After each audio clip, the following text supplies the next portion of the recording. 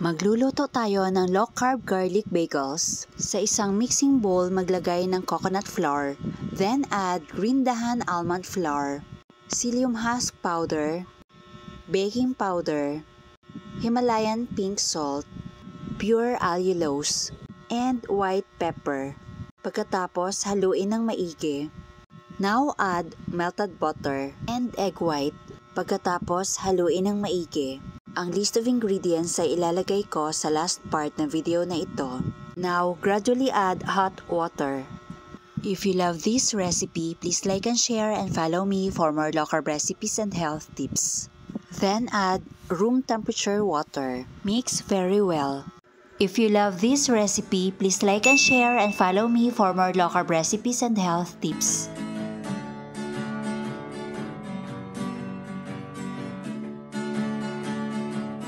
Kailangan ma-achieve natin ang ganitong consistency ng dough.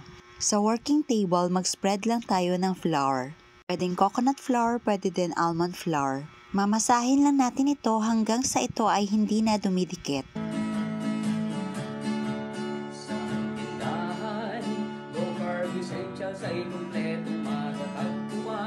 Ngayon, mag-spread lang ako ng parsley at paikutin lang ang ating dough.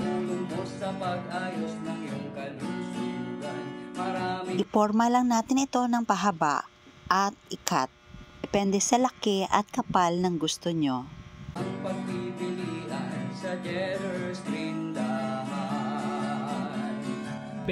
At bibilugin lang po natin ito. Depende sa diskarte nyo. At syempre, bubutasan po natin ito sa gitna gamit kung anong available dyan sa kusina nyo. And repeat the same procedure hanggang sa maubos lahat ng mga dough. Superfoods, herbs and spices, low-carb breads, kakaning, at may sugar-free ulam pa. Happy ang pamimili sa Cheddar's Green Dahan. Low-carb essentials ay kumpletong matatagpuan. Katulong mo sa pag-ayos ng iyong kalusugan. Marami kang pagpipilian sa Cheddar's Green Dahan. At ito na po ang mga nabuo natin. Ngayon, mag-fry na po tayo. Lulutuin natin ito over medium-high heat. Kailangan ma-achieve natin ang golden brown color. Bali-balik ta rin lang para pantay-pantay ang pagkakaluto.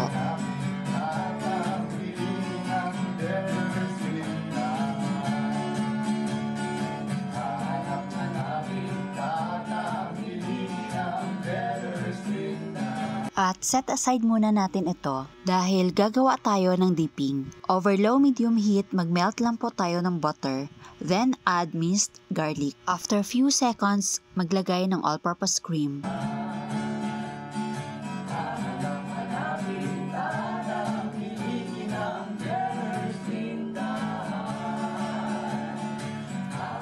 Then add grated cheddar cheese.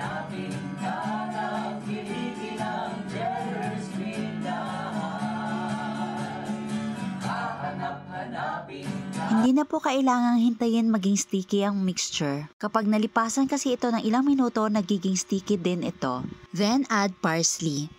At mag-plating na tayo.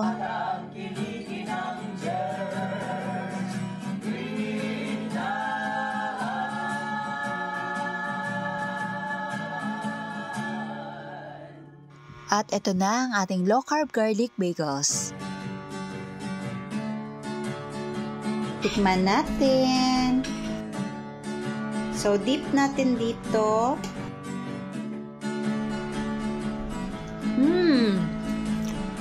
Super sarap.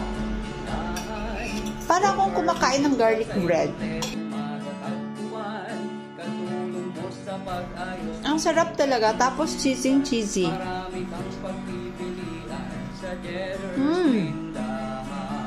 Tingnan nyo naman sa loob, diba? Bread na bread. Ang sarap talaga, promise. Kakaning at may sugar-free ulam pa. Happy ang pamimili sa Cheddar's Green Dahan. Para talagang garlic bread yung kinakain ko, promise. You must try this. Masarap pang merienda, pambaon sa biyahe, sa work, lalong-lalo na yung mga low-carb beginners na maya't maya pa nagugutom. Or pwede itong finger food during special occasions kaysa kakain po ng high carb. Pang merienda ng mga anak kaysa kakain ng high carb.